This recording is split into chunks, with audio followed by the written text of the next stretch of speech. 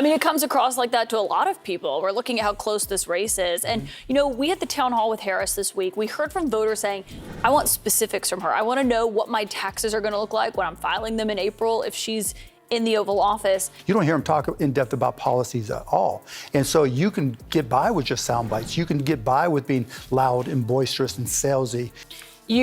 What do you make of how he was when you knew him 15 years ago, 20 years ago, and the candidate that you do see out on the campaign trail today? Trump's latest brilliant idea, a 60% tariff on Chinese goods. Guess who's footing the bill? Hint, it's not China, and it's definitely not Mexico.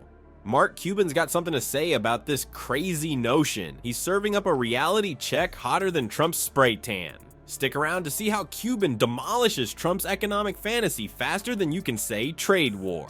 Before we move on, I'd like to ask you a small favor. If you appreciate this content, please take a second to like this video and subscribe to the channel. Over 98% of you watch the videos without subscribing. It costs you nothing, but it makes a huge difference to us. So did you click the subscribe button? Great, thank you so much. Now, back to the video. Remember when Mark Cuban and Donald Trump were BFFs? Yeah, me neither. Do you think voters see it that way? I mean, obviously it was a major issue for Biden. He's not in this race anymore because of it. They don't see Trump the same way? No, not at all. Because Trump never is intellectual about anything. I mean, he truths about me on Truth Social, but we don't have a relationship. That's as close as we come. I haven't spoken to him since right before he left the White House. You don't hear him talk in depth about policies at all. And so you can get by with just sound bites. You can get by with being loud and boisterous and salesy. Having known him for 25 years, early on in the early 2000s, you can have a legitimate conversation with him. But believe it or not, there was a time when Cuban thought Trump was hotter than a fresh batch of Dallas Mavericks jerseys. He was all like, this guy's got some good ideas, and he's saying what needs to be said. Cuban was practically ready to start a Trump fan club.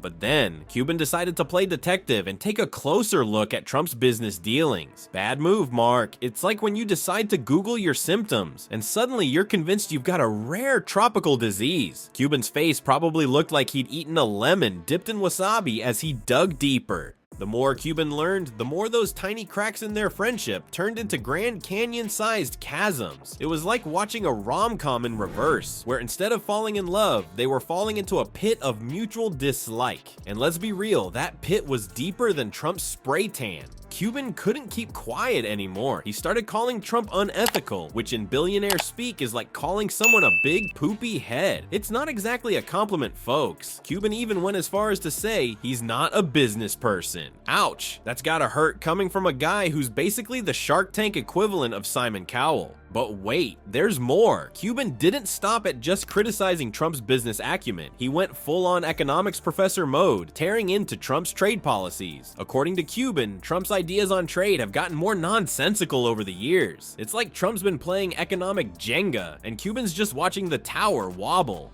And if you thought that was harsh, hold on to your MAGA hats, because Cuban wasn't done yet. He started throwing around words like Trump scam-aversity when talking about Trump University. I mean, when your university gets renamed by your critics, you know you're in trouble. It's like if Harvard got nicknamed Overpriced Nerd Factory.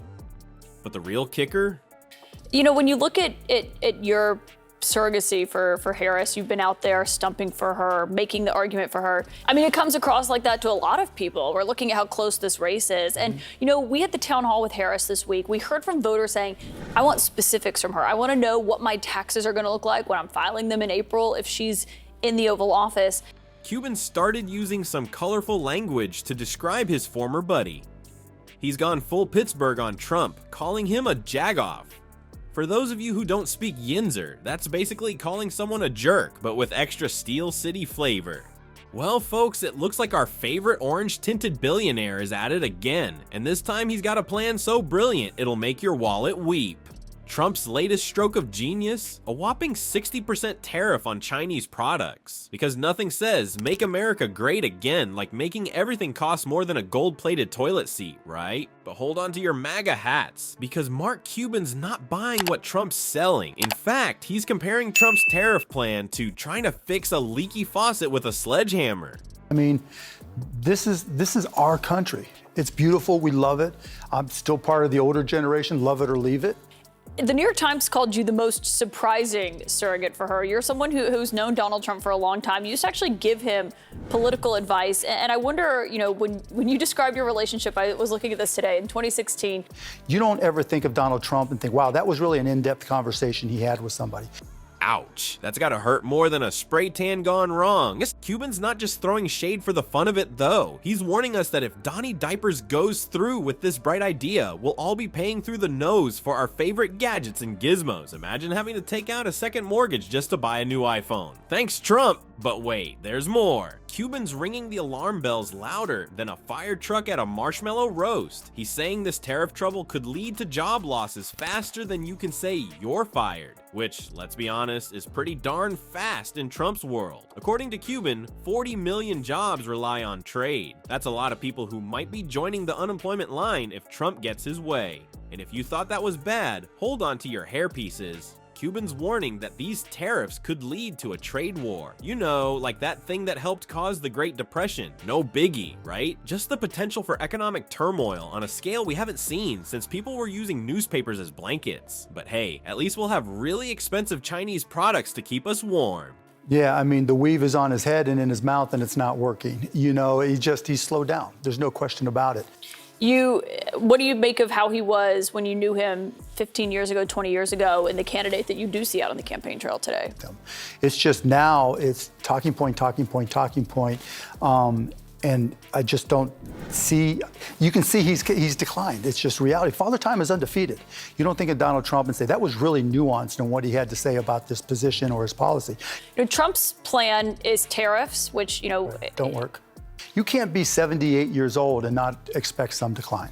So what's the bottom line here? Well, according to Cuban, Trump's brilliant plan could lead to price hikes on everything from your favorite gadgets to the clothes on your back. It's like Trump's trying to make the Hunger Games a reality show, but instead of fighting for our lives, we're all just broke and miserable. It's like watching two billionaires duke it out over who knows more about money. On one side, we've got the Donald waving his tariffs around like a magic wand. On the other, we've got Cuban armed with charts, graphs, and enough economic jargon to make your head spin faster than Trump's toupee in a hurricane. Alright folks, let's wrap this economic circus up like a burrito made of dollar bills. Our boy Cuban's been schooling Trump harder than a math teacher on steroids. But here's the kicker, it's not just about two rich dudes duking it out. This tariff tango affects all of us regular Joes and Janes.